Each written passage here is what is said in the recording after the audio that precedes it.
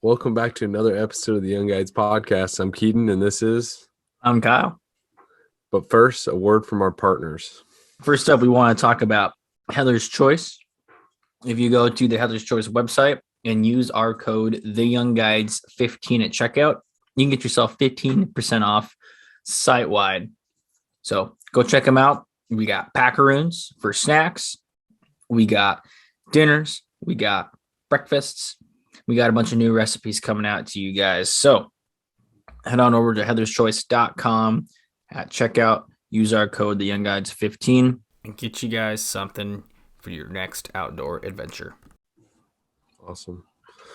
For our next partner, we have Lucky Bug Lures, home of the Bingo Bug, Zombie Max, Fusion Extreme, Lucky Plug, F-Bomb, and Pike Bomb. They take conventional lures and change them up a little bit, and it helps your fishing and your luck on the water. Go check them out. www.luckybuglures.com. Go get yours today. All right. Up next, we have Northern Knits. Emily up here in Anchorage knits wool hats and distributes them through her social media platforms. You can find her on Facebook or on Instagram. Her Instagram account is northern._.knits. And you can see some of the hats that she has in stock and order from there, or you can kind of get an idea of what you want, message her, and you can set something up to have a specific pattern or color scheme that you want in your hat. Keaton and I both have one. Well, I actually have several. Keep you very warm. They're very fashionable. They look great. They feel great. You'll look awesome if you wear one. So check her out, Northern Knits. Next up, we have a friend, Matt, at Alaska Rod Co. He just released a new lineup of rods for the 2022 season. They have a lineup of 8 freshwater spinning rods with actions and power for anglers chasing big, aggressive fish. With lengths ranging from 6 foot to 9 foot, there are plenty of options for various applications and style. In a world full of mass-produced rods, Alaska Rod Co. makes sure that rods and services provide what other brands cannot. Rods built and tested in Alaska. Matt also is coming out with a new line of fly rods. Alaska Rod Co. fly rods are built for harsh environments while maintaining the utmost level of craftsmanship. Right now, Alaska Rod Co. is 9-foot fly rods ranging from 5 weights to 8 weights. 10-foot single-hand rods, switch, and spare rods will be available late winter or spring. There's enough rod companies out there trying to build the next lightest and flashy rod. Alaska Rod Co. is here to build you a rod you can pass down generations. Fishing means many things to many different people. Alaska Rod Co. is honored to build you the ultimate tool that connects you to that meaning. If you want to learn a little bit more about Alaska Rod Company, go back and check our previous podcast. We asked him several questions about his rods, his warranties.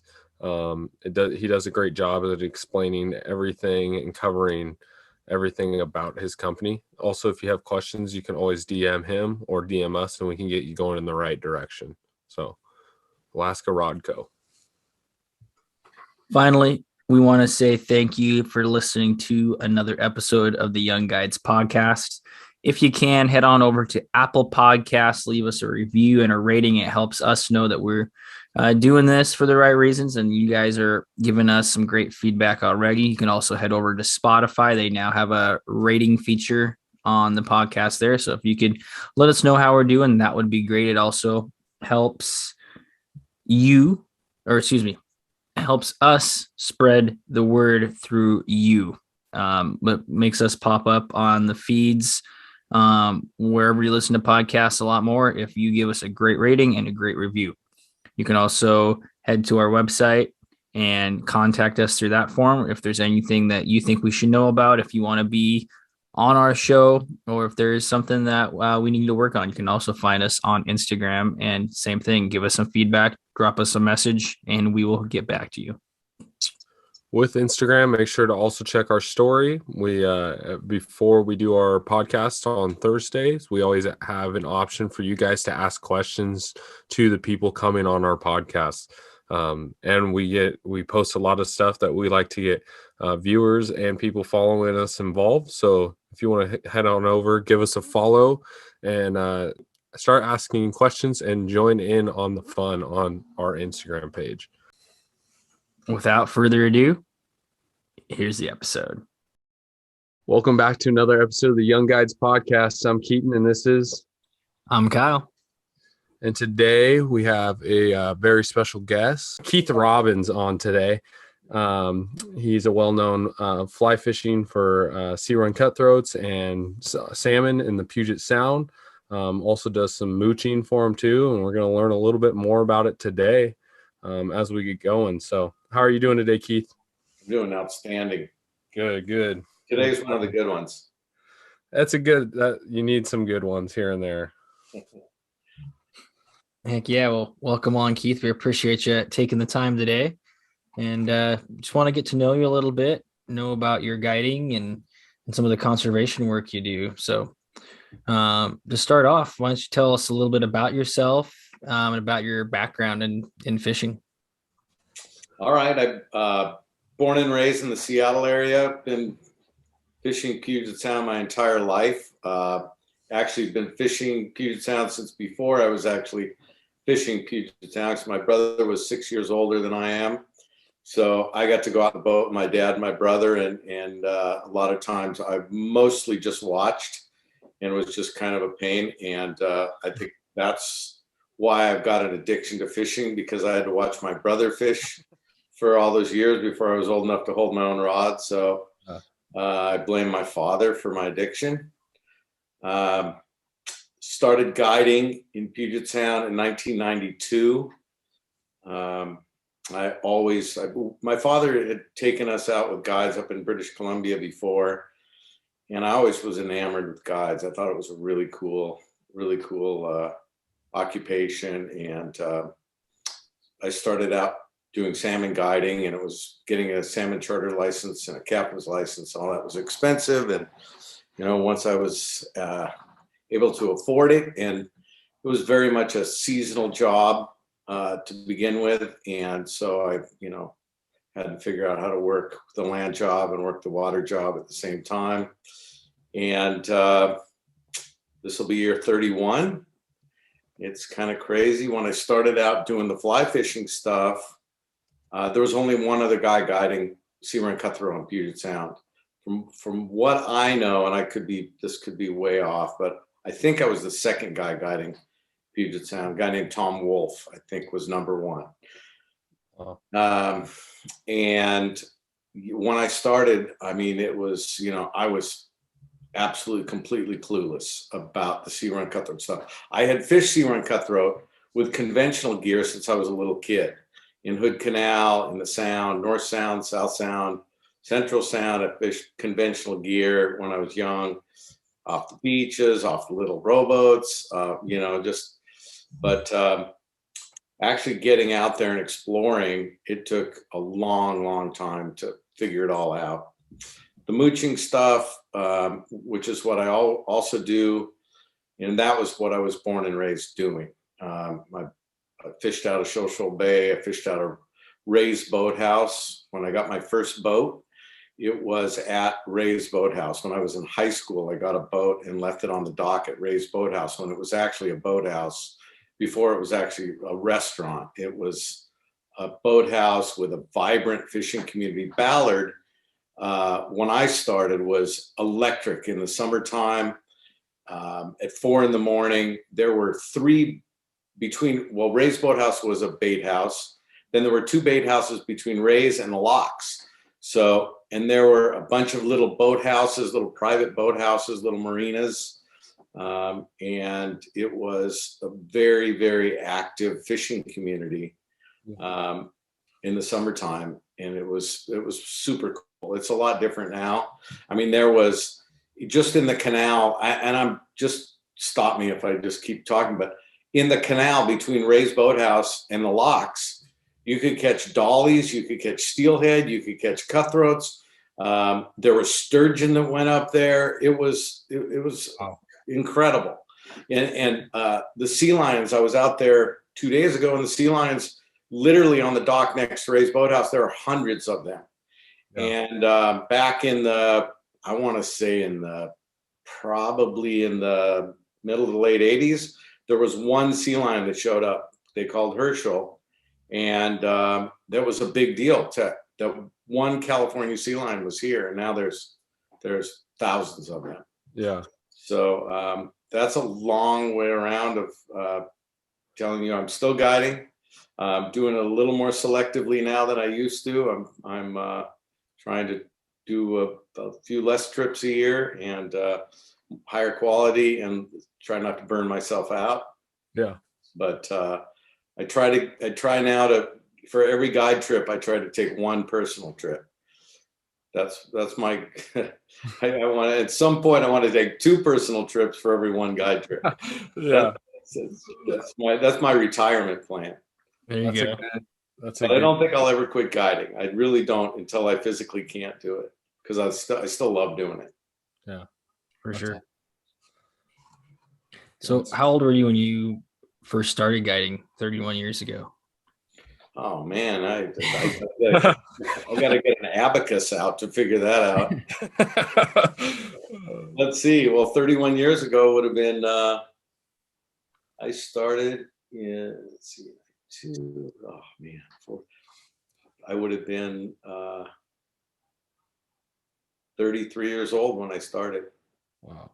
So I started relatively old, but it was an expensive, I started on the salmon charter side, and it was expensive to get into it with a boat and buying a charter license and getting your captain's license. It's a big project, still is. Yeah. To have the salmon, there are very few of us that have the salmon charter license and the saltwater and the guide license, both. I want to say there's only 4 or 5 of us in the whole state that have both, that are actively doing, freshwater. Well, I don't guide any freshwater. The guide license is for the cutthroat stuff. Mm-hmm. Gotcha. Before you started guiding, did you have any experience doing, like, working as a deckhand, or did you help out guiding? Yes. Yeah. I was a deckhand on a charter boat in Puget Sound for 3 years before I started my own business. And when I started this isn't the fly side, this conventional side. I started doing the fly stuff 2 years later. But the conventional side, everybody thought I was nuts, because back when I started, it was a majority of charter boats, like 12 to 50 passenger boats in Puget Sound. That's how much things have changed. Wow. So there were 2 other small boat charters in Puget Sound, out of Edmonds and Everett, I believe, one out of each.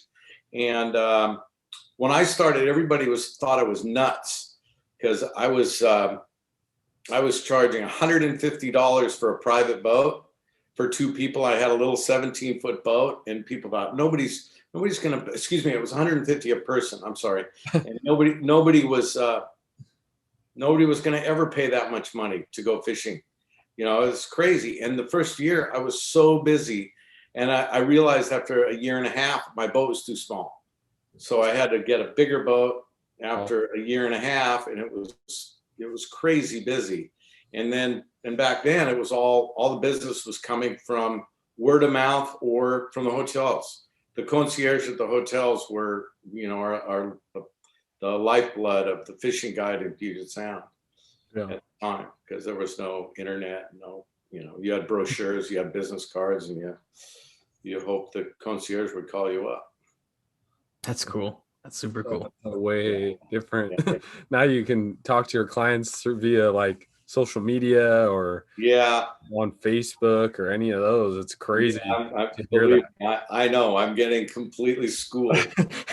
I am very poor on my social media. Yeah. It's okay. There's everything changes. Yeah.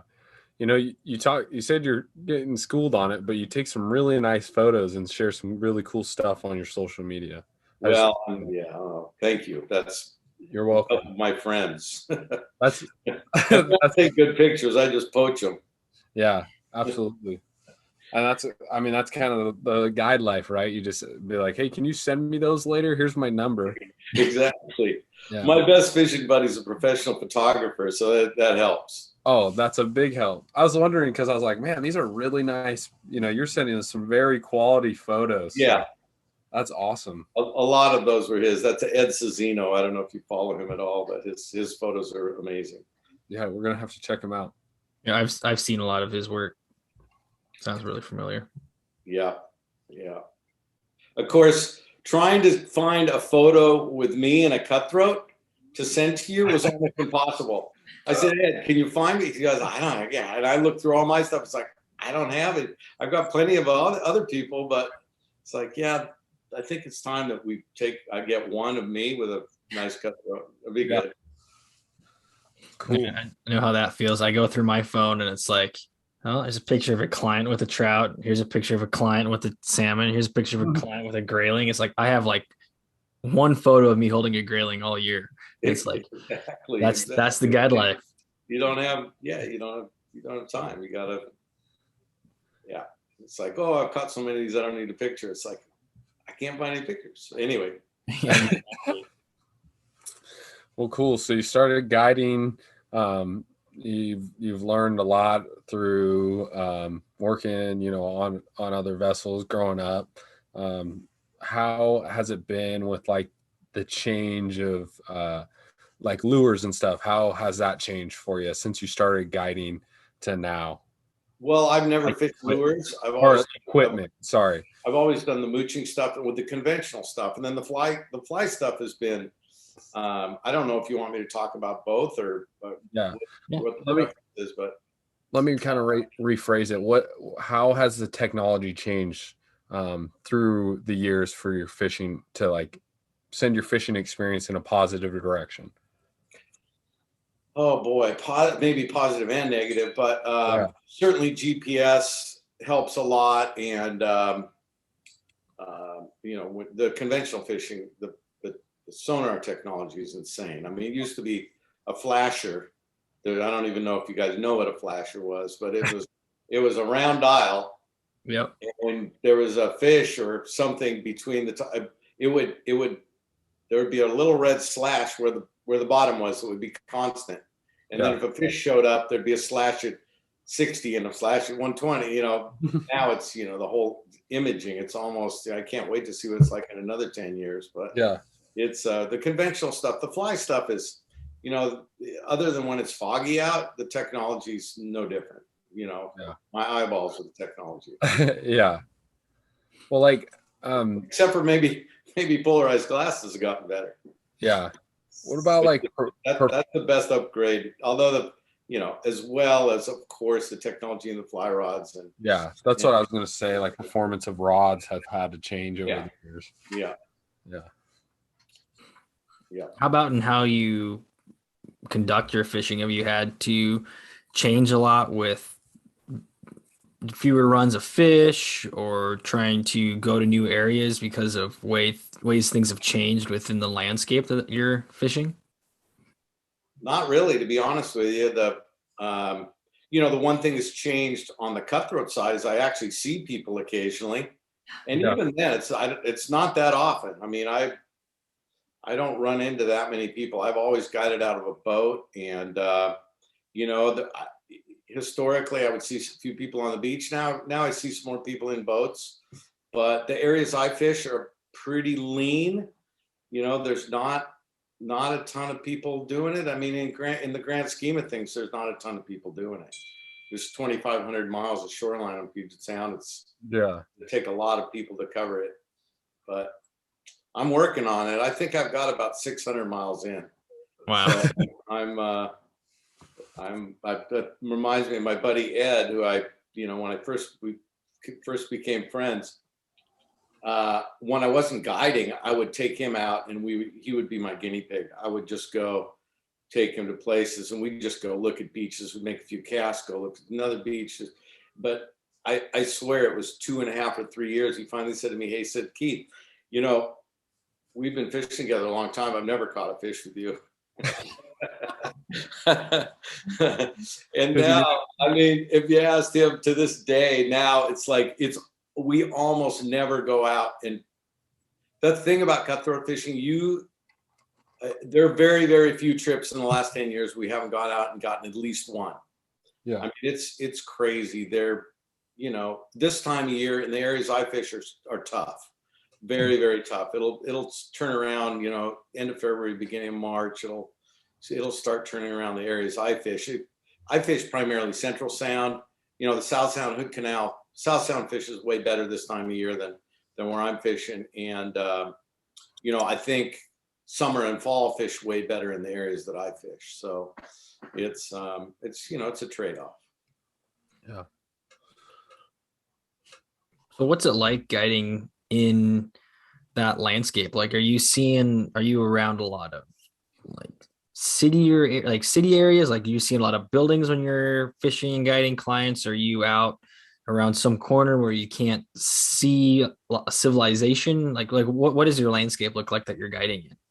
Typically, my favorite spots have no homes, no building. You could be over in your neighborhood fishing, maybe not quite. I'm not going to see any moose or any bears on the bank, but there's a lot of areas that you feel like you could be in British Columbia or Alaska. And you know what? There's actually something cool about catching fish and seeing the Seattle skyline in the background. There's something kind of special, for those in the wilderness think, oh man, this is awful, but it's unusual. There's not a lot of cities you can do that. Yeah. And there's certain times of year where you can be catching salmon and the skyline is behind you. And that's pretty fun. I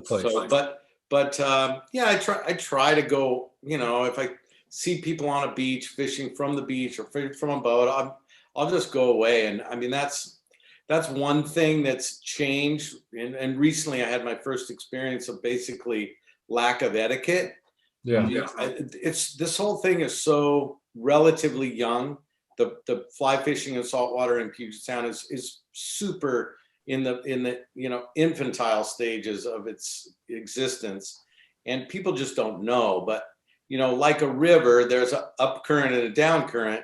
And I was fishing a stretch. And like I said, there's 2,500 miles of shoreline. So if I'm on a stretch, there's no reason for you to come and fish that stretch. It's pretty, every beach is pretty distinctive. But, I was fishing this stretch and I went back to, I was going to drift it again. And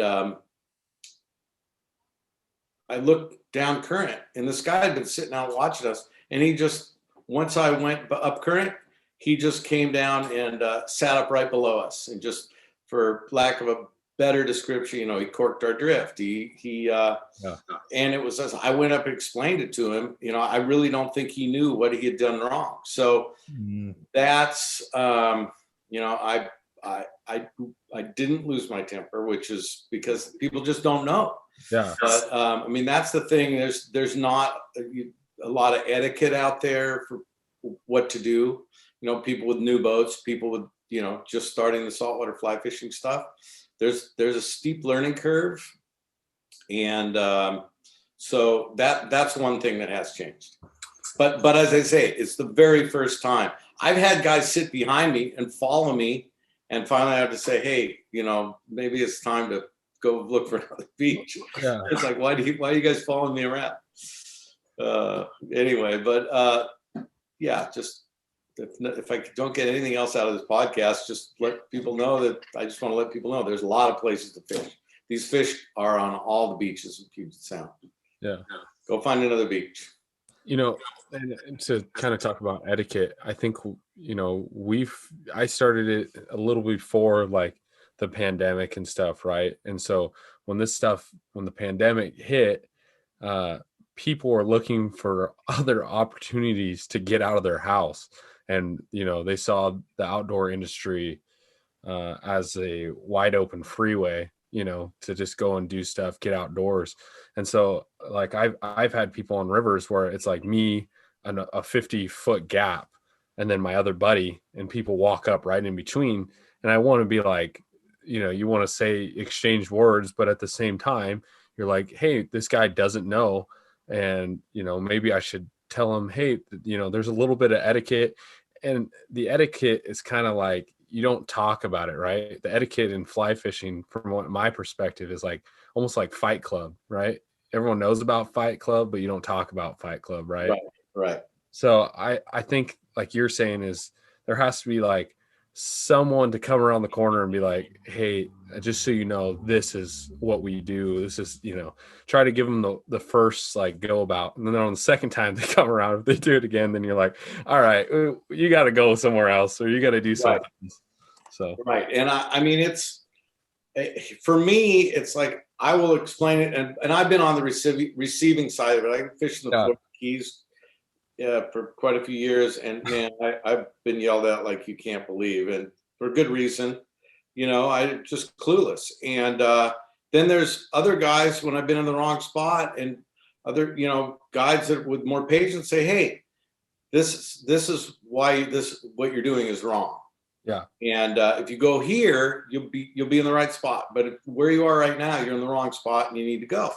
And so I have been in the situation where I've tried to explain something. And when somebody just gives you attitude and drops F-bombs at you and go tell you don't own the water and then it's a whole different conversation. Yeah. But I think it's important, especially as a guide, to be very diplomatic and educational. Yeah. And if you get a bunch of attitude after that, then you can deal with it however you want. But I think people just don't know. Yeah. Oh, 100%. And just like anything, people, if you've got experience and you've got knowledge, like I just don't see a point in not sharing it, right? Like you're out there, you want to enjoy the same resource. It's like, let's teach these people where to go, how to do the proper etiquette, and how to even like handling fish. We could cover that a little bit later, but like handling fish is a big one. And it's like, we want all these resources to continue to, for future generations, but who's teaching this, right? So it's almost on us, like the ones that have been doing it for a while. It's absolutely on us. Yeah. Yeah. No, it's a good deed to share a little bit of etiquette, and hopefully it'll trickle down. Yeah. That's the karma, good karma. So, well, cool. You talked about your kind of salmon side, how you got into there. Can you tell us a little bit about like tell us your story about how you got into sea run fishing and fly fishing, and then where it's taking you, if you don't mind going that way. Okay, where it's taking me geographically, or like or all the above. Like all the above. Like talk about like what experiences have you got out of it? Okay, my introduction to saltwater fly fishing was with a guy named Tim Borski in the Florida Keys. And if you look him up, he's a pretty well-known saltwater fly tyer, and he's a very well-known artist and a absolute, complete, hysterical, fun, creative guy to fish with. And my only experience with fly fishing was freshwater, like little lakes, and not a ton of it. And I went to Florida to go to auctioneering school, and we had a mutual friend. That's a whole different podcast. We had mutual friends, and I said, hey, I'd love to go fishing with you for a day. And he said, yeah, come on down. And my friends lived in Miami, and he lived in the Keys, which is like 2 hours apart if you don't know the geography there. And I was in Orlando, which is like 6 hours away, doing auctioneering school. So I came down and fished with Tim. Was going to fish with him a day. I ended up fishing with him for a week, and never even saw my friends that introduced us in Miami. I just flew home after that. It's like, and I was just completely hooked. And then I just started doing some research on Puget Sound and what I could do to throw flies. And there wasn't a lot of knowledge out there, but I got a lot of help. Man, the people. Les Johnson was working at a fly shop called the Swallow's Nest, and he was kind of the Obi-Wan Kenobi of sea run cutthroat fishing back then. He and Bruce Ferguson, they both helped me. Another guy named Cam Siegler, who gets very little credit for all his knowledge of sea run cutthroat in the Sound. His son Cam Jr. is still around. You might want to talk to him. Those guys that would be a good podcast. But Yeah. Because Cam did his flies are the flies for offshore billfish. But anyway, he lived on Puget Sound, and he was just a wealth of knowledge for me when I started. And everybody, back then, they were super excited that there was somebody that was going to be guiding sea run cutthroat. I was just getting started, and I had Lamson giving me reels and the Kennedy Fisher rods, which is, you guys may or may not have ever heard of them. They gave me some rods. I just was getting started. It's not like it is now where you have to send your resume in and get all pre-qualified and stuff. I said, hey, I'm going to get started offering sea run cutthroat fishing. And they're like, hey, can we send you some reels? Can we send you some rods? Everybody was like excited about the opportunity to introduce people to a new fishery. Yeah. And it's still super fun, but back then it was, it was almost kind of like the blind leading the blind for the first few years.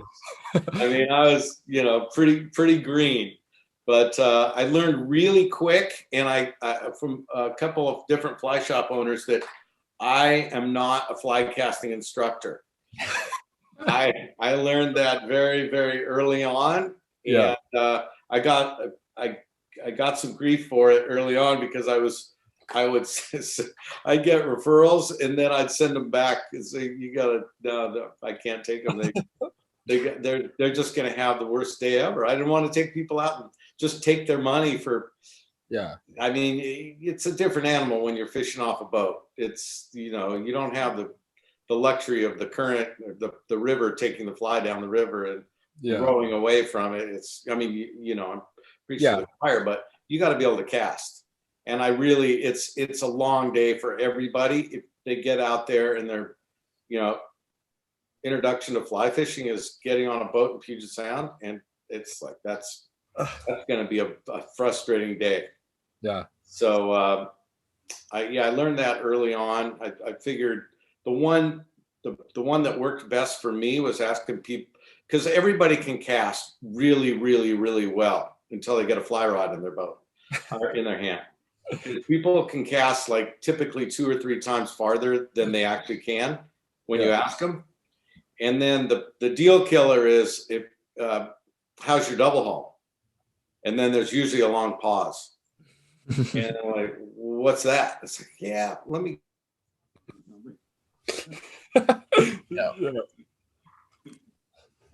Cool. That's pretty. We've heard the same thing. Like when we talked to Nick, he said the same thing. It's like there's definitely not a time to learn how to cast a fly rod or how to fly fish is when you're on. No, that's why God invented a baseball field. Yep, there you go. Baseball field's an awesome place. You know what? And let me give a shout out to, because we're getting close to it, and I don't even know if it's happening this year, but Washington Fly Fishing Club does a casting school. Typically it starts in April, 10 weeks, every Thursday afternoon on Green Lake. And there's like 10 amazing casting instructors. It's like $30 or $35. It's the best casting school there is. It's awesome if you want one-on-one and go to one of your fly shops and get get 3 classes at least in.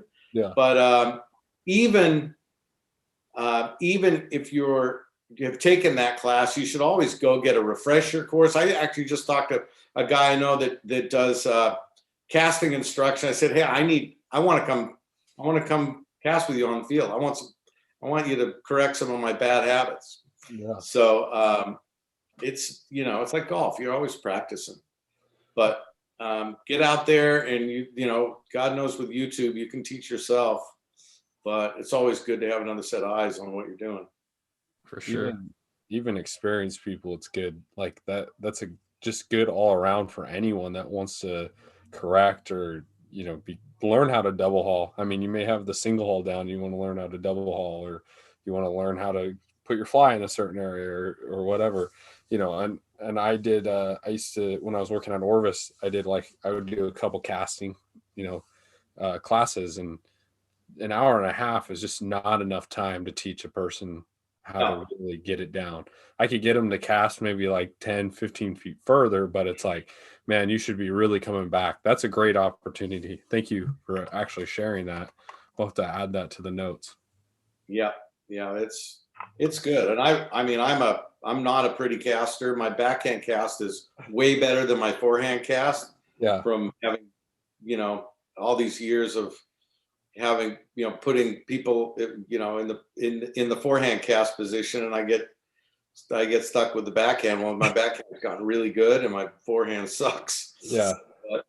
And that's another saltwater lesson. Don't cast through the boat. Don't cast through the boat. Don't cast through the boat. Okay. So you can edit out 2 or 3 of those. It sounds like you speak from experience, or a bad experience. Just make sure you're wearing your glasses. There. I think that's the rule. If you're going out anywhere and you have a fly rod, or you're near someone that's casting a fly rod, don't forget your sunglasses. Yeah, especially if you're in a boat with people casting on both sides of you. Just waiting for the one right here. I almost sent you in one of the pictures. The only time I've gotten a fly or a hook in the face. Yeah, I almost sent you that picture, and it's like, maybe I won't. Maybe share that. It'll be for the after the podcast photos. We'll share it. My buddy Ed got one right in his earlobe. It looked like a piercing. Yeah. And I took a picture, and he told me to send it to him. I go, I'll send it to you, but I don't want anybody to see the fly. You can't post it. I don't want anybody to see the fly. Color out the fly and just keep the hook right there. Yeah. just pixelize it like it's hidden information. Yeah. Awesome. So you got into you're just starting your journey as a sea run guide. How is it? How's your experience, and have you do you find sea run hanging out in certain spots, certain times of the year? Can you kind of elaborate on the fish itself? No. Just kidding. I mean, there's certainly a migration, and we're learning more and more about that all the time. Yeah. But they're a finicky, they're a feisty little critter. I mean, you know, everybody's kind of got their go-to spots, except for when you go to that spot and they're not there.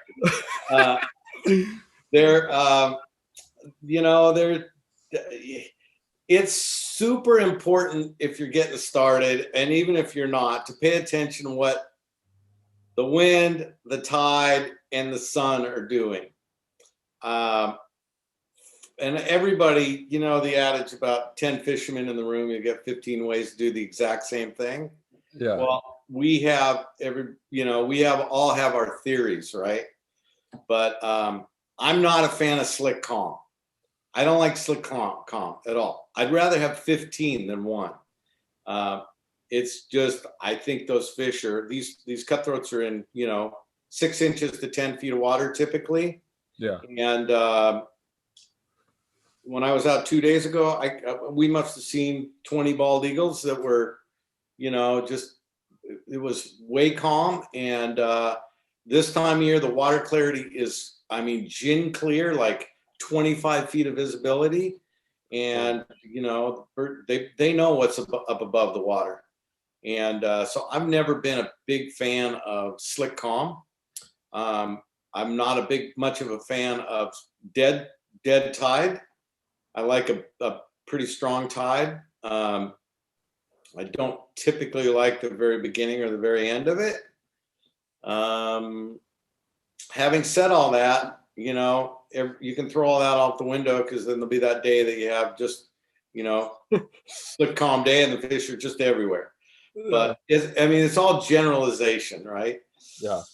But for me, I'm really bad about it now, but for a long time I kept a logbook. And I think it's critical. Keep a logbook, where you were, what the tide was doing, what the temperature was, what the wind was. And I don't even care about temperature, and I don't care about sun either. Some of the best days I've ever had have been the hottest days and the brightest days. It's for me, spend almost no time on freshwater.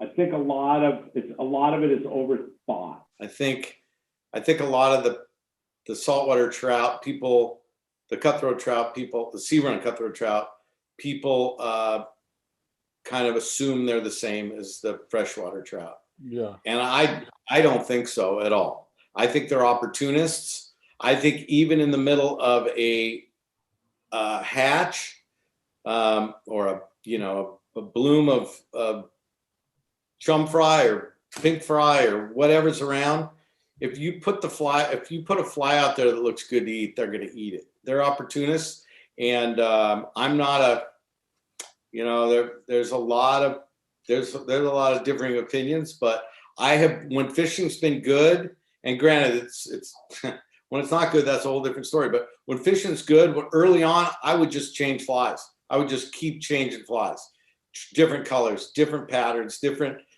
sink rates, different sink rates on my fly lines, and just keep changing them to see what wouldn't get eaten. And when the fish are around, they're eating everything. I'm a firm believer in, unless maybe it's too big or too small, which I don't even think it is possible. They have too small, but I think they're opportunists. I think all the saltwater critters are opportunists. Yeah. Eat or be eaten. So they still have to look behind their back. So yeah, it's so I don't know. So what else? Sink rate on. I almost think sink rate on your fly line is more important than the fly. I like throwing a lot of topwater stuff, a lot of waking flies and popping flies and sliders and it's a really good way to see fish. It's not a really great way to catch them, but it's a great, especially when it's slow. I think it's a great way to go foraging and see what the heck's underneath you, because you'll get somebody there'll be somebody inquiring, and so I like to throw a lot of times, especially when I'm guiding. I love having somebody on top so I can at least live vicariously through what's happening on top of the water. Yeah. And I mean, the eat is so fun. It's so great. And the cohos will come up and crush topwater too. So, and I mean, I know I'm preaching to the choir up in Alaska, but it's a little different down here in Puget Sound. Yeah. Not a lot of people are doing it. So that's cool. That's why we wanted to bring you on, and we wanted to bring like Nick on. We wanted it because it's such a unique fishery. We're not trying to blow out the spots, but we also want to bring attention to it, because at the same time, it's like, yeah, you're getting more people involved, but that's more what you hope is more conservation and more care for these fish, right? These fish are really the only, I think they're the only success in Washington fisheries. Yeah. I think they're the only fishery that's actually could be improving, at least stable. And the more work the Coastal Cutthroat Coalition does, the more we're learning. I mean, there's been almost no studies at all on coastal cutthroat ever until the last 8 years, I think. And Coastal Cutthroat Coalition's doing some really neat stuff. Something that just happened that you guys probably don't even know about, and probably most of your listeners don't know about. And this is purely because of the research Coastal Cutthroat Coalition did, that basically, for the most part, as of July 1, I believe it is, you won't be able to kill a coastal cutthroat in the South Sound or Hood Canal, in most tributaries in the Hood Canal or South Sound.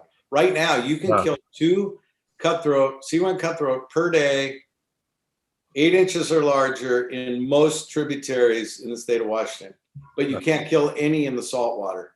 And in some of these streams, there might be less than 10 mating pairs and you go in there and kill 4 of them, and and these fish, I mean, you leave those fish alone, and this fishery is going to blow up.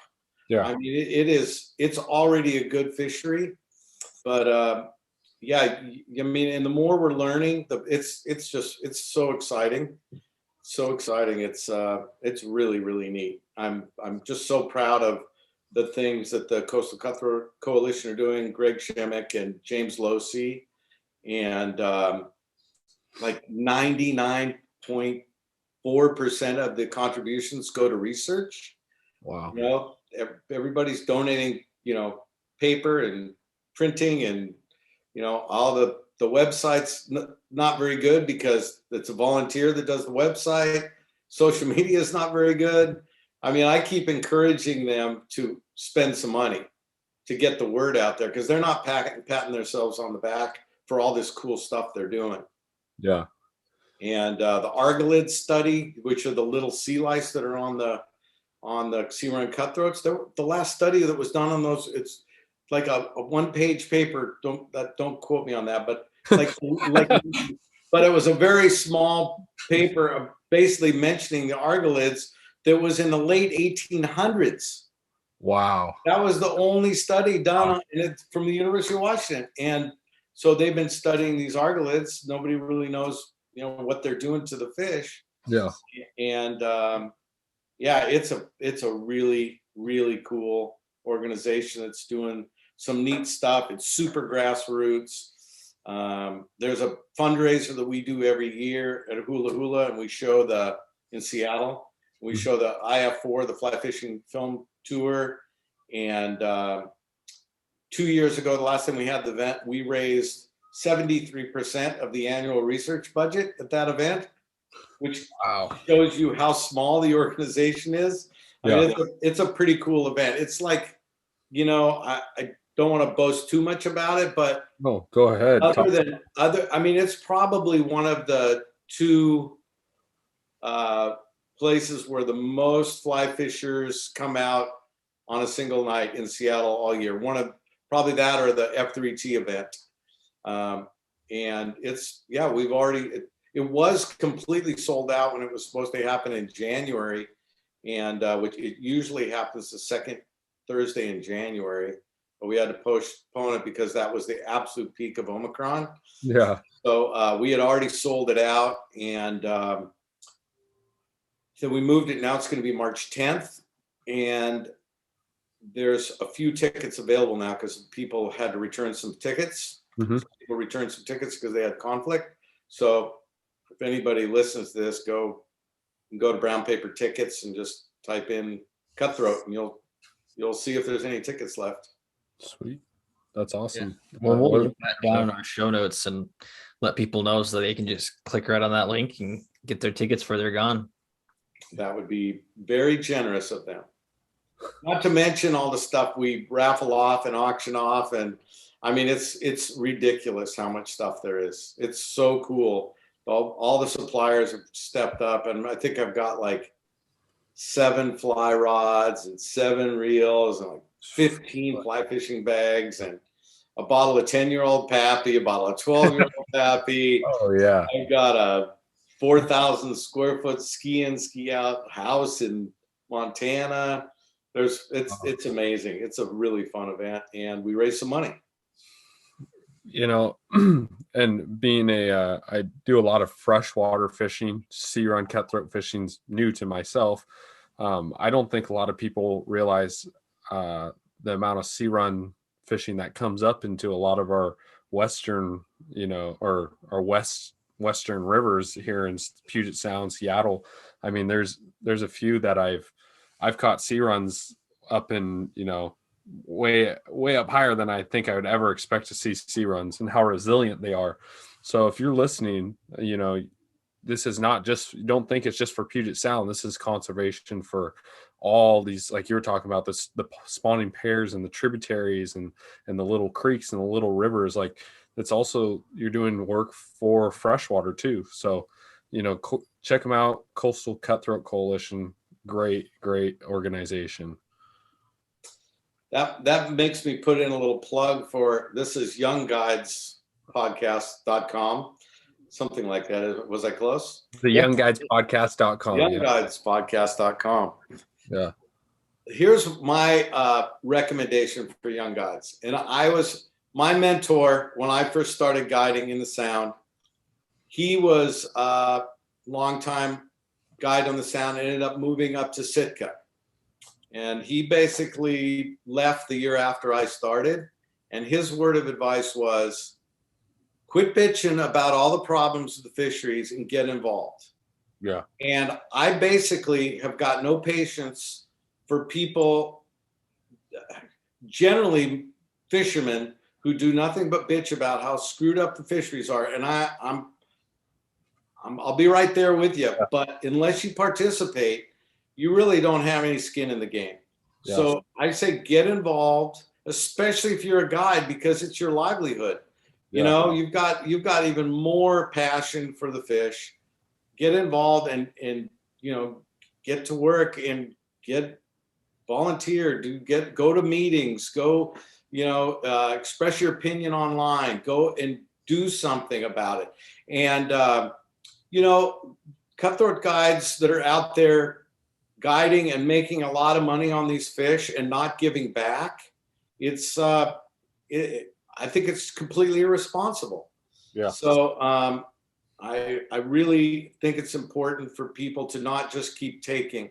Otherwise, it's going to go the way of the steelhead and the salmon and, you know, Everything. the cuckoo bird. Yeah.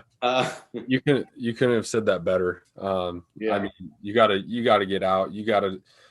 We're around, you know, I do a lot of work on urban rivers. That's like one of my main pushes. And I think they're forgotten because now it's like, oh, this runs down in Seattle, or this creek runs here, or this goes here. And it's like, there's no fish in it. There's still a lot of fish in it. It's just, you got to take care of it to keep these fish coming back. Right. Like when the last person that really cared for that place forgets about it, that's when it dies. So get out there, clean up, like you said, clean up, donate money, talk to your representatives, get out there and just do your part. I mean, you couldn't have said it any better. So 100% behind you on that. Yeah. Yeah.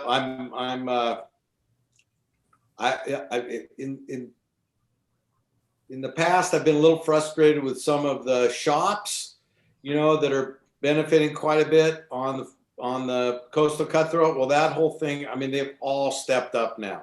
They're all stepping up. Most of the guides on the Sound have been super generous, donating guide trips, but you know, there's a lot of work that needs to be done. And you know, if you're making money off of these fish, you should be giving some back. It doesn't necessarily have to be money. It could be time. It can be trips. It can be, you know, get on social media and support something or another. Just do some work. Give some back, man. Yeah. It'll pay dividends in the long run. And we've talked about this on previous podcasts, and I think Kyle can put in for it, but I'm a firm believer in good karma. You know, you get out there, you do your part, you clean up, you donate, you do something, and just do your very best. And if you want good fishing luck, I mean, I've had great days after I've done cleanups. So, you know, yeah. Well, yeah, it's frustrating. I mean, getting involved is frustrating, especially if you're involved with the WDFW, but you just got to stick with it.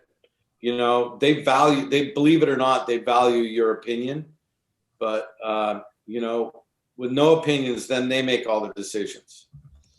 So a little bit of input you might. Yeah. Well, like I was listening to something the other day, and they said they won't know what the people want until the people tell them, right? Yeah. And there's definitely opportunities to make a difference. Yeah. So obviously we can tell that you're really passionate about the cutthroat and conservation for fish and everything, but what is so special to you that about the fish and about Puget Sound that's made you want to stick there and guide there for the past 3 decades? Oh man, it's my final resting spot. I got to protect it. It's where I'm going to end up. So hopefully in a powder form, not in flesh form.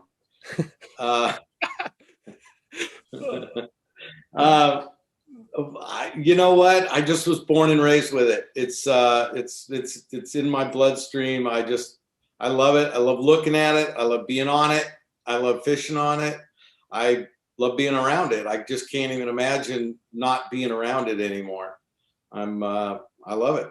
It's fantastic. Even though, you know, things have changed pretty dramatically, you know, there's a lot of urban development around the whole Puget Sound, but nonetheless, it's still a spectacular body of water. And, you know, I take people out all the time from places that are very flat.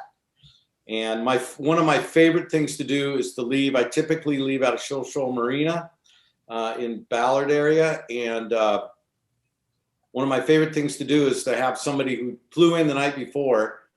They flew in after dark. They get on the boat and it's still dark.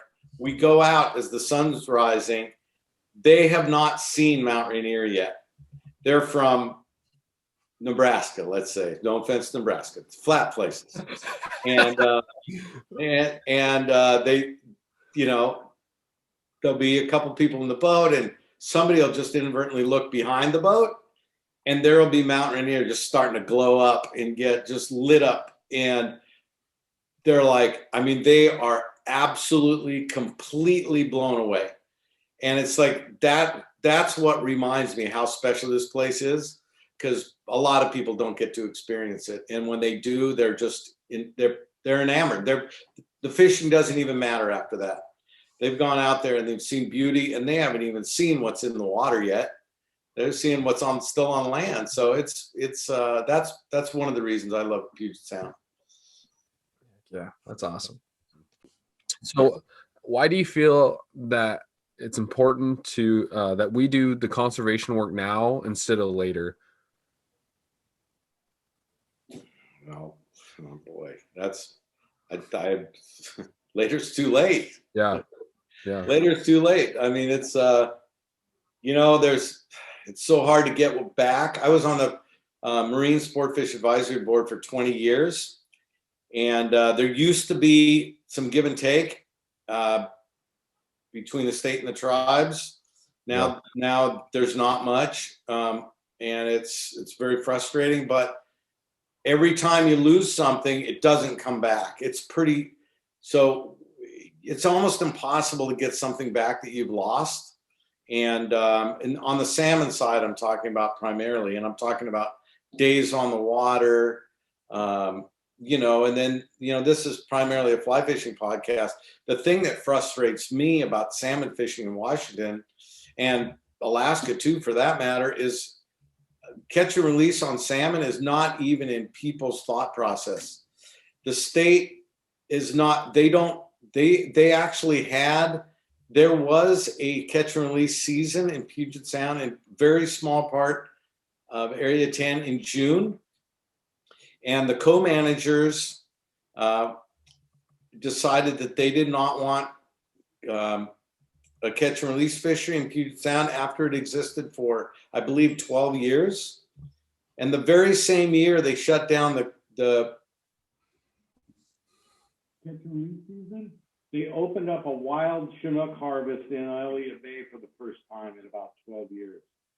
And the fact that no one was appalled by that, getting any of that back is going to be impossible. Getting the catch and release fishery back and expanding it, that's something that needs to happen. It's a management tool that the rest of the world uses. Puget Sound is not, I mean, the salmon season just happened for 6 days, I think. Wow. There was, you know, scheduled to be like 3 months, Mm-hmm. but they only allowed 3 days a week. I might be off on all this. 3 days a week. Yeah. In 2 weeks, we have like 25% of the quota, and then they shut it down. Well, we did a study on the catch and release season, and there was periods of the year where for 1 day of harvest, you could have had 30 days of catch and release with the same number of impacts. There was that one, and then there was another one that was basically 15 days. So depending on what time of year it was, you could have 15 to 30 days of catch and release for 1 day of harvest, and the state will not use it as a management tool. That's just me getting on my high horse, but it frustrates me to no end because these fish are, I mean, the fly fishing community embraces catch and release, and we're watching our seasons get completely decimated, and the catch and release as a management tool is not being utilized by the state of Washington in the salmon for salmon. So they only know harvest and shut down. So there's no middle ground to extend seasons and let us use our boats. And I mean, even if I wasn't a guide, I want to go out and fish. Yeah. So that's a crazy thing in Western society, is that it just seems like we have a lot of take, and we're not really thinking of much else, right? I mean, you could apply that to a lot in life, but you know, we're talking about fishing and stuff right now, and it's just it's a weird thing that's not more, especially in the time we're in, more of an opportunity for us to get out and fish. Because if you really like to fish, you know, you'd think you'd want to be getting out there fishing, even if you had to release some fish or more fish, right? Right. Yeah. It's in the salmon policy. The Washington State salmon policy letter states as catch and release as one of the diverse interests that's supposed to be represented, and it's not. Yeah. So it's just another tool. I learned a lot of this from fishing in Florida. You go to Florida, which is, you know, it's crazy how much revenue the state of Florida brings in from fishing. I always thought it'd be good to get all the fishing commissioners from Washington, put them on a plane, fly them to Bozeman, set them at the airport for an hour, count how many fly rods come off the plane, bring them back to Seattle, or then take them to Florida. Go to Florida, go to Key West or something, and sit there at the airport, count how many rods come off a plane, and figure out how much revenue that is. And a lot of that is a catch and release. And there's huge money. I mean, Montana is almost entirely catch and release. Yeah. But the model that I like is basically the Florida model, which is, you know, the regulation book is like a folded 4-way 8.5 by 11 sheet of paper with all the species on it, with the open seasons for harvest. So open for catch and release year round. But if you want to harvest, you can go from, you know, June 1st to July 15th, and from December 1st to December, January 15th, or whatever it is. Yeah, there's a lot more people fishing during the harvest season. But if you want to go out and fish and catch and release, go out and catch and release. And there's a lot less pressure, and it's just a great tool for management, but Washington State doesn't embrace it. Yeah. Let me ask this. How do you think, not even us, I'm part of TU and we're still trying to figure this out, but what do you think our best resource for bringing people in that don't fish to care about, our cutthroat and our trout and our salmon? What do you think the best, like in your opinion, what do you think would be the best to like bring these people aboard for conservation? People that don't fish. Yeah. Let them know how much they're spending per salmon. Every Washington citizen is paying to raise salmon. Yeah. And I think any idea what really happened out there, they'd be appalled at how many tens of millions of dollars are being raised, being spent to raise salmon, and they're not, especially the hatchery stuff. And that's a whole nother conversation about hatchery versus wild. But if you've got these hatchery fish out there and you can't access them, why are we raising them? You know, Yeah. Then you can have the whole, topic whether hatchery or wild is even viable, or if they're screwing up wild. But that's about a 6-hour conversation. Yeah, you could sit here all night and talk about that. I think people that are sitting at home and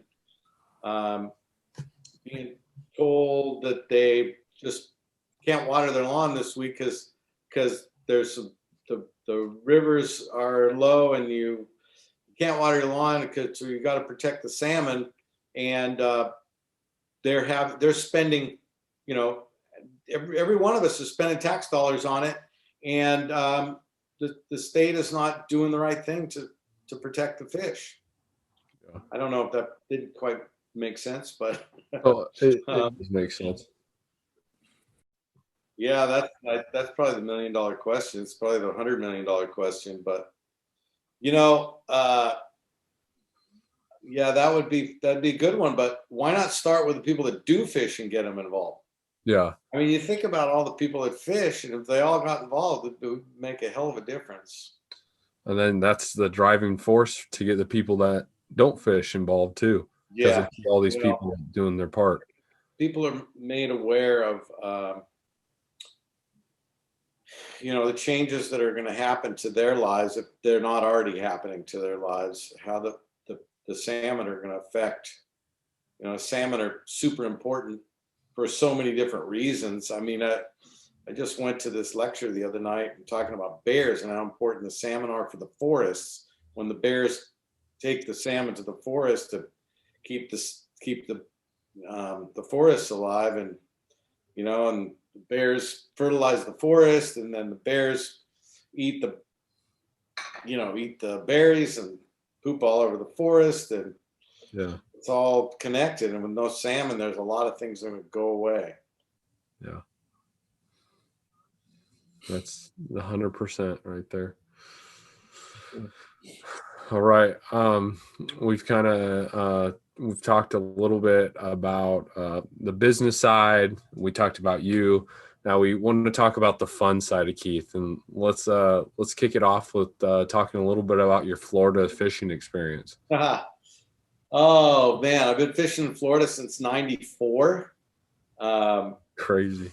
I've been going down there every year. Sometimes I was going down for a short period of time, twice a year. Now I go down during the tarpon migration for 2 months, and myself and a handful of friends, we do what's called tarpon camp, and just kind of share all our expenses and drink a lot of rum, smoke a lot of cigars, and catch a few tarpon, and super fun, especially after you're here, you leave here in springtime after being dark and gloomy and chilly, and to go down there and the air temperature and water temperature in the 80s, it doesn't really matter if you're catching fish, but after you've hooked one, it's like it'll screw up your life.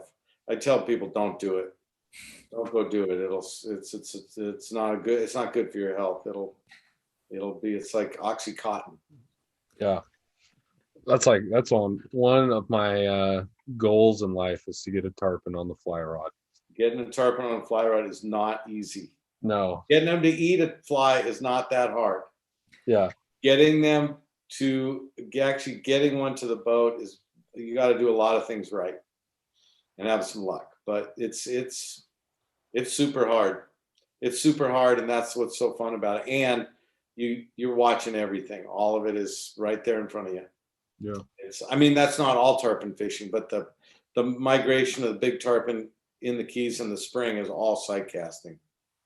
Not to say you can't go dredge under a bridge or something and catch one, but for the reason you go do it is so you can watch the whole thing. Is you're down fishing in Florida. Was the thing that brought you to Florida is the amount of species that you can bycatch when you're out fishing? Or like what was like your main, you went out with your friend, what was kind of your main factor? Yeah, I went down there to learn how to be an auctioneer, but but I always loved fishing, and that's how I ended up picking Florida. There's a bunch of auctioneer schools around the country, and it was in February, and I eliminated all of the schools that were cold, and then I eliminated all of them that didn't have decent fishing. Yeah. And then I had this contact, and you know, all I had to do was watch him cast and blow up some laid up tarpon. I didn't even seen a tarpon before. He cast.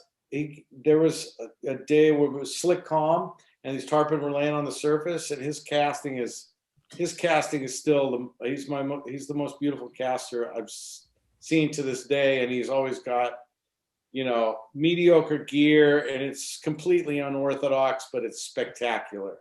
You know, it's like, oh my God, I got to learn how to do this. This is crazy. And then, you know, I caught my first saltwater fish on fly there with him. I caught a redfish, and, you know, it was, yeah, I mean, it is, they call it the sport fishing capital of the world. And it is, there's, you know, 30 different species of fish you can fish for, and you can fish the ocean, you can fish the reef, you can fish the backcountry, you can fish the Everglades. I mean, it's all right there, and it's all really, really special. But, you know, it's getting, like most places, getting really crowded, and it's, you know, it's not getting any easier. It's appeared in too many films. What's that? I said it's appeared in too many fly fishing film tours and stuff. It makes for good video, that's for sure. Yeah. That's for sure. Not good for your fishing spot. What's that? I said not good for your fishing spot, though. Well, people are pretty good about keeping the backgrounders at bay. Yeah.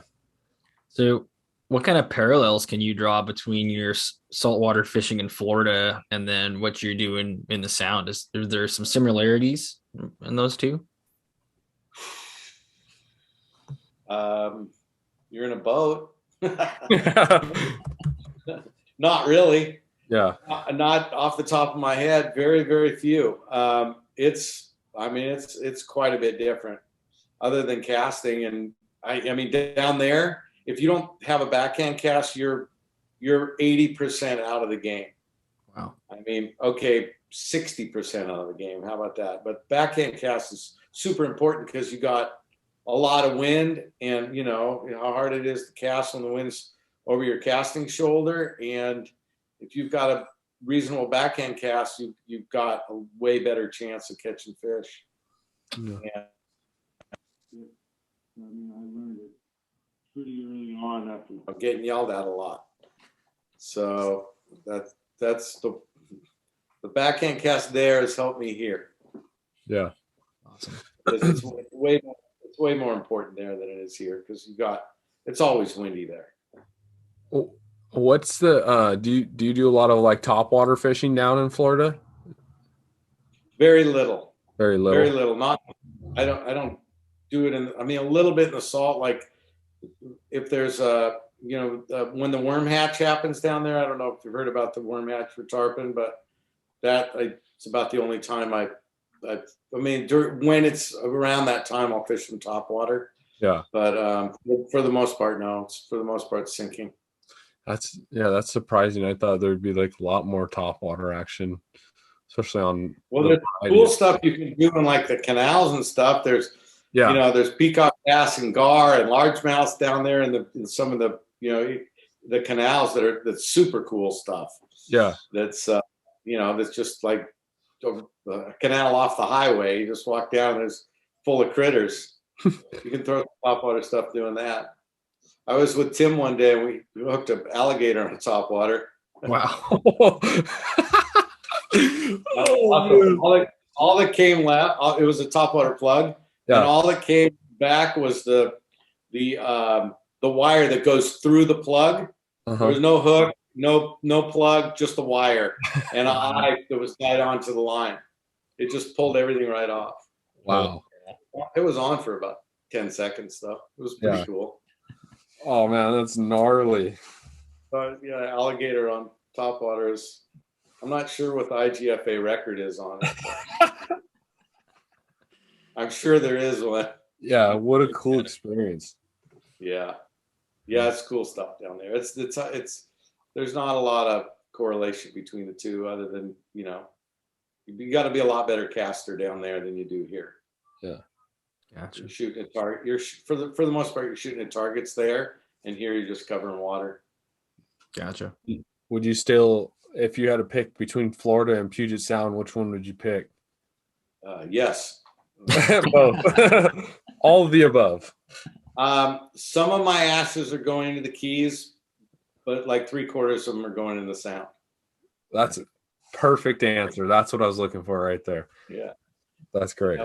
I haven't decided. 25 or 30% are going to go in the Keys. I've already made arrangements for it. By the way, you and all your listeners, when it happens, there's going to be a big party and a fishing tournament. So please come. I'll be there. It's going to be awesome. If there's any money left, it's going to be a big party. All right. It's going to be in Puget Sound. First big outgoing tide in August. All right. When we get to that point, you let us know, and I'll help plan it out. You'll know. Everybody will know. It's going to be the talk. It'll be all over the internet. It's going to be the best party any of the fishing community's ever had. Or it'll be like 60 people splitting a 6-pack of Rainier, depending on when it happens. There you go. Well, hopefully by that time we'll be the Old Guides podcast. There you go. Yeah, there you go. You guys can wheel me in. I was just talking in the background in a wheelchair, and you guys could say, "Yeah, this is the really old guy podcast." You can get the tissue and just get all the dribble off my lip. I remember when. I'm already that guy. So. Keith. Do you have anything else to add that we haven't asked you about your guiding, you as a person, conservation work? Do you have anything that you want to add that you don't think we covered very well?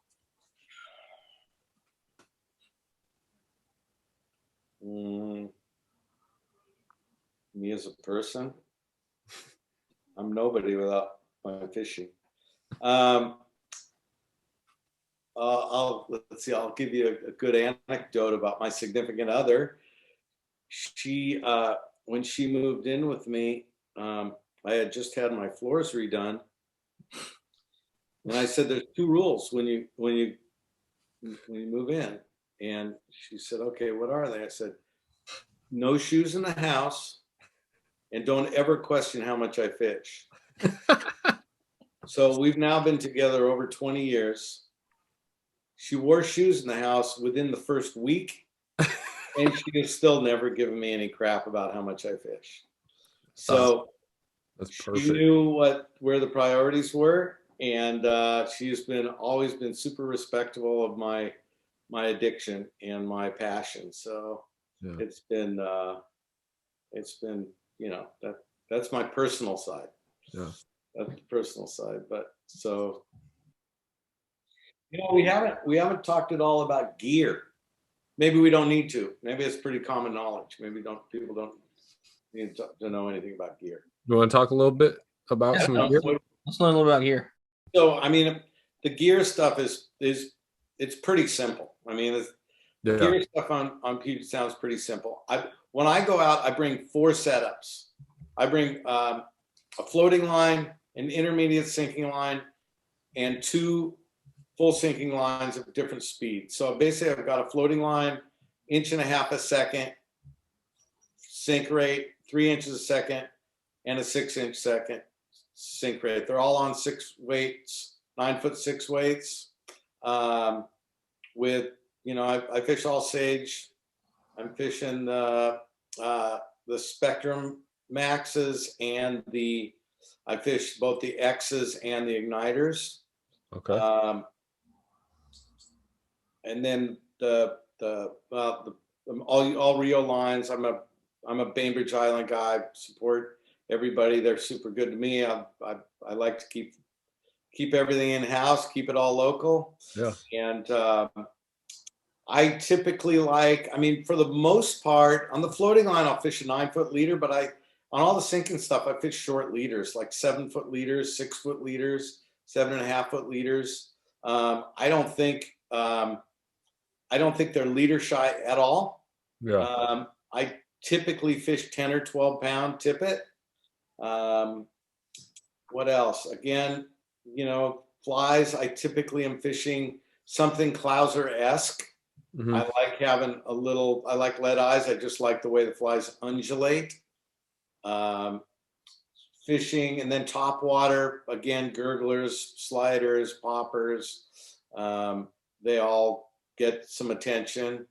Sometimes I do short hard strips, so they pop really well. Sometimes I'll do two-handed under the arm kind of striped bass strips where it's just sending a constant V wake out and just play around with it. And the strip on the sinking lines, again is you know, typically the shake the thermometer out, you know, just pretty short and fast is kind of my go-to, but I'll always throw some pauses in there. And again, it depends what fly line you're using, but a lot of times I'll hit you on the pause. If you see a fish following you, don't stop, just keep stripping. What else? This is like the, Are you using like if you're doing like if you go out just specifically for like salmon coming in, are you still rocking that 6 weight? yeah, I fish 6 weight for everything. I've caught the biggest fish we got on the 6 weight was an 18.5 pound king, and we also got a sturgeon on a 6 weight in Puget Sound. That's a whole another story. That's pretty cool. But you know, I play around 5 weights, 7 weights, and I'm comfortable with the 6 weight. We're in a boat. We've got all day. We can go after them. We can, you know, and I'm fishing fairly heavy tippet. So there's the 6 weight is plenty of rod for anything that Puget Sound has to offer. If you're on the beach, it's a little different animal. A lot of people like fishing a 9.5 foot rod. Also, I'm not fishing tips. I'm fishing full lines, full sinking lines, full floating lines, because I want it to stay down because I'm casting typically toward the shore. So it's going to, the more I'm stripping, the deeper it's getting. So I personally don't like using tips. If I was on the beach, yeah, tip makes sense. Yeah. But from the boat, I like using a full line. That's probably a good start. Yeah. That's a perfect description on where, if you're looking to get into it, where you should be doing. Yeah, and there's you know, there's rods of all different price ranges out there. I mean, again, I'm Bainbridge Island friendly, and I'm a big fan of the Reddington rods as a opening beginner rod. You know, if you get one that's designed for saltwater, that's gonna be a little longer lasting. However, you can fish just fine with freshwater. All freshwater stuff, just rinse everything really well afterwards. You know, there's no reason you need, and you can certainly, if you're fishing cutthroats, a 5 weight is a fine rod for fishing sea run cutthroats. You get in a little problem when you get into some wind. You know, I like a little faster action rod as well. It's just to be able to punch it a little better if you have to deal with some wind. You know, you're fairly exposed sometimes, so you have to be able to push it a little. Yeah, absolutely. That's great. Do you want to just remind us a little bit more about the event coming up and maybe how to get involved in the CCC? Yeah, there's plenty of volunteer opportunity for Coastal Cutthroat Coalition. You can just go, you know, you can just Google Sea Run Cutthroat Trout, and the Coastal Cutthroat Coalition website will come up. They've got a Facebook page as well. You can, there's volunteer opportunities. They do beach seining and do fish counting, and you know, they've been doing tagging and, you know, scale samples, and I don't know where sometimes they're counting reds on rivers, in creeks and streams. There's opportunity. You know, it's very cyclical, but just reach out, and if you want to get involved, there's something you can do. You can go to on March 10th, we're doing the annual fundraiser at Hula Hula in Seattle, and Tickets are available on brownpaperticket.com. There'll be a link on this podcast on your Instagram page, I believe. Yeah. And on our But podcast. if you go to Brown Paper Ticket and just search Cutthroat, it's the only one that comes up. Perfect. And there may still be a few tickets available, but we've got amazing raffle prizes, amazing auction items and trips, rods, reels, bags, booze, dinners, more fishing trips. But it's very impressive.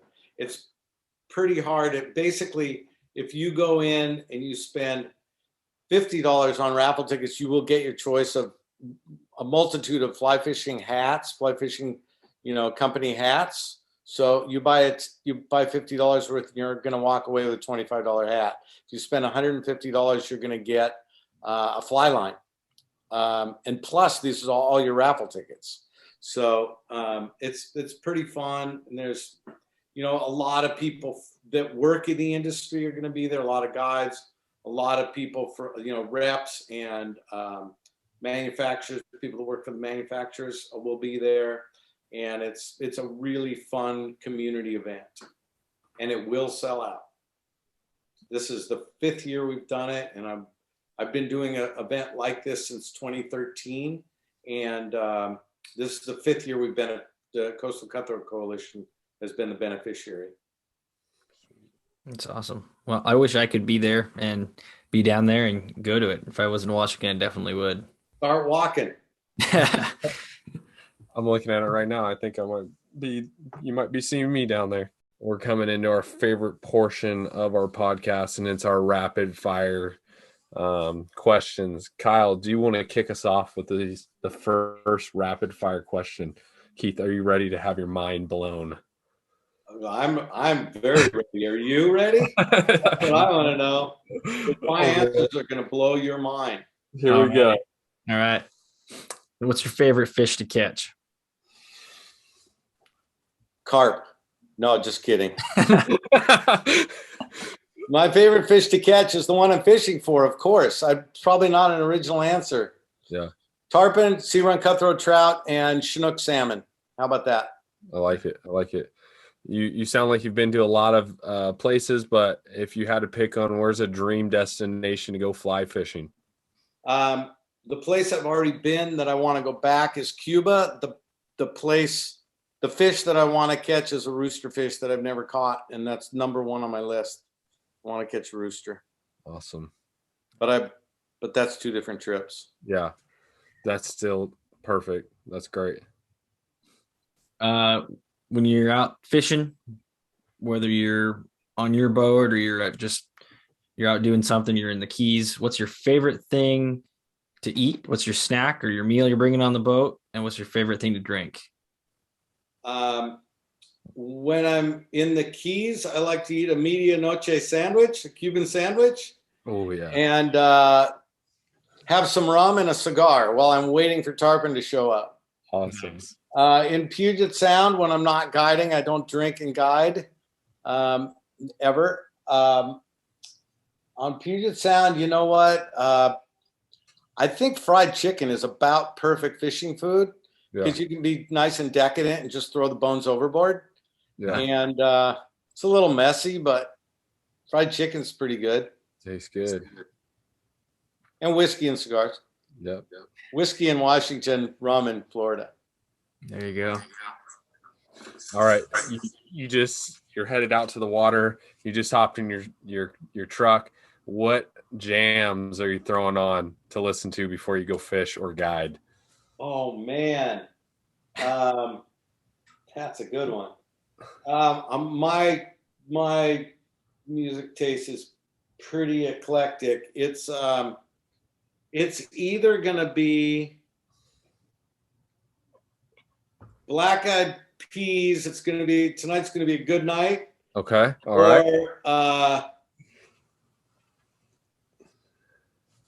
Iggy Pop, Wild Child. I don't know. All right. I like it.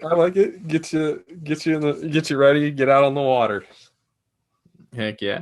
That's awesome. Either that or, maybe Snoop. All right. I like it. It's pretty much all over the place. But in Florida, it's pretty much Collie Budd's radio. Okay.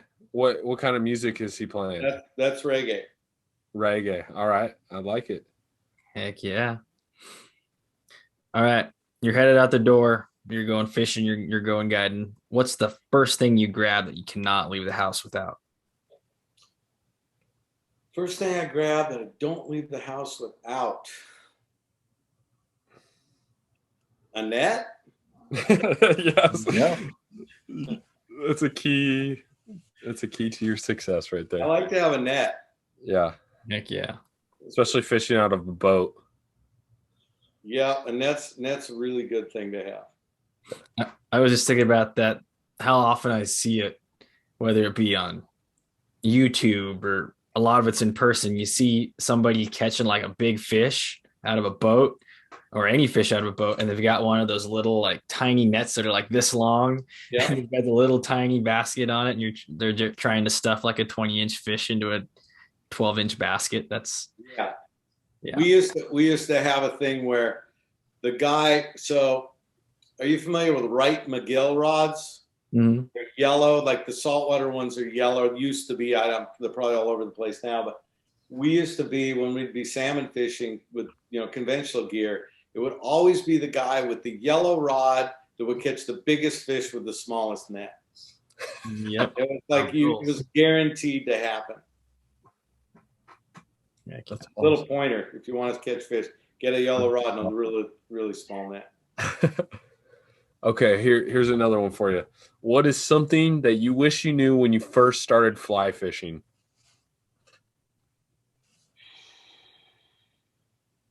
I told you these weren't going to be easy. As an angler, as a guide. Let's do it as an angler. What's the, like, you just started fly fishing, or you're trying to tell someone that's just starting to fly fish, what's something you wish you knew, like as you were getting into it?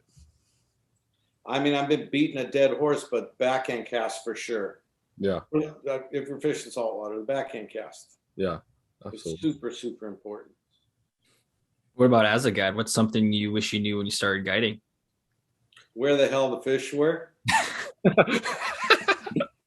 We're all trying to figure that out. Always, every time. No, that's it. That's no. When I started guiding, God, I don't know. It's been a fun job, man. There's some days it's just fun. It's fun. It's a fun job. I like doing it still. In all these years, I've only had 2 trips that I wish I had never taken. That's pretty good. Yeah, and it's A lot of years under your belt. Yeah. No, people are pretty cool that you get to go fishing with. Yeah. Well, Keaton, you want to bring us into the last one? Yeah, let's do it. Let's end this podcast with your favorite guide story or moment. Oh man, really? Yeah. Do you want to have a good story or a bad one? We'll let you pick. You tell us what you think is like your best moment or your worst moment. You're just your favorite outdoor guiding moment. The best story I'm not going to tell because it's not a good one, but I can tell you an embarrassing one. And this one, those that know me know this story well. I took out the Mariners skipper, coach of the Mariners, Mm-hmm. and was employed by Sage to take him out. There was a person from Sage on the boat, and it was thick pea soup fog. And I ran the boat aground going like 25 miles an hour and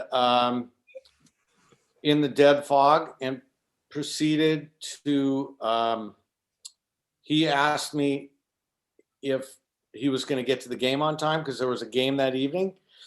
And as the fog was lifting and boats were driving by taking pictures, in the old days, I used to have the name of my guide company on the side of the boat. pretty much that day got that name off the side of my boat because people were taking pictures. Fortunately, it was pre, you know, it was kind of the beginning of the internet and social media and stuff. But yeah, that was super embarrassing. But so we walked up the beach, and he ended up catching that largest chinook salmon I've ever that I know of on conventional fly rod, not trolling a fly, casting a fly off the beach while my boat was aground. On the last day, you could harvest a hatchery chinook salmon, and they ate it in the Mariners Clubhouse that night. Wow, man, that is so cool. Yeah, and it didn't do any damage to my boat, but super embarrassing. And I knew I was going to run aground like 4.5 seconds before I did. I said, "Oh shit, we're gonna hit." Oh no. I wasn't. For those that have GPSs, I had it zoomed way out. Yeah. So see, because you have to be able to see the traffic areas. You know, there's ferry traffic, there's freighter traffic, there's, you know, whale watching boat traffic. There's all kinds of traffic out there in the fog. So I had, instead of being zoomed way in, which is the way I normally run, in the fog you have to zoom out, and I didn't realize where I was until it was almost too late. That's my excuse, but it's no excuse. It was a bad day. It went from a bad day to a really cool day. And then that photo got reproduced in the Seattle Times like 15 times over the next 10 years. Wow. That was pretty cool. That's cool. But very, very embarrassing. Yeah. It's like, it's a good memory and a bad memory all at once. Mixed emotions on that, right? The other one that I think is pretty funny. I like telling the embarrassing ones better. The only time I've had a woman that employed me by herself, that took the whole boat by herself to this day, was the first year I was guiding and I was mooching. So I had a piece of herring, and so when the herring's done, you just kind of grab the hook and just snap your hand, and the herring will rip out of the hooks. And I hit her in the top of the head with the herring. And then she proceeded to tell me about all the good guides she'd had all over the world.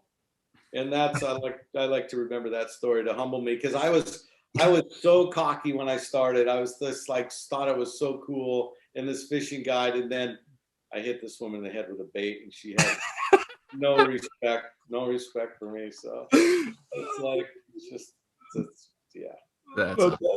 Don't take yourself too seriously. Oh, that's a great story. Those are both really good stories. That's a great way to end. Oh, I could keep going, man. There's a pile of them. I got the one I really want to tell. I'm not telling, but we'll off the broadcast, I'll tell it. All right. We'll get you on again. You'll have to tell some good stories. Yeah. Well, Keith, thanks for hopping on our podcast today, taking the time, talk a little bit about all the fishing you do on the Sound, what what you're about, this Coastal Cutthroat Coalition, and everyone make sure to check out that event coming up, Hula Hula, right? Can you remind me the date one more time? March 10th. March 10th. So make sure to go get your tickets. You can find that in the show notes and on our Instagram. We would just really want to thank you again for coming on, spending the time talking about fishing with us. We get just as much enjoyment out of it as you do. So it's just kind of a little break in the week to talk about what we love. And then I just want to also thank all our partners for supporting us on our podcast, sharing us. You can also check us out on Apple Podcasts, Spotify. Go on there on Apple Podcasts, leave us a review, tell us how we're doing. If we're not doing good, also leave us bad reviews. That makes us become better at what we do. So Kyle, you got anything else you want to add? No, I don't think so. We appreciate you coming on, Keith, and we want to get the word out and hopefully get some more people at the event, more people interested in conservation. And I think people are going to enjoy this one, hearing your stories and the places that you fish. So thanks for coming on, Keith. Thanks for having me, guys. No problem. Good luck fishing. Heck yeah. So this was another episode of the Young Guides podcast. Thanks for listening. And once again, I'm Keaton, And I'm Kyle. and we'll catch you on the next one.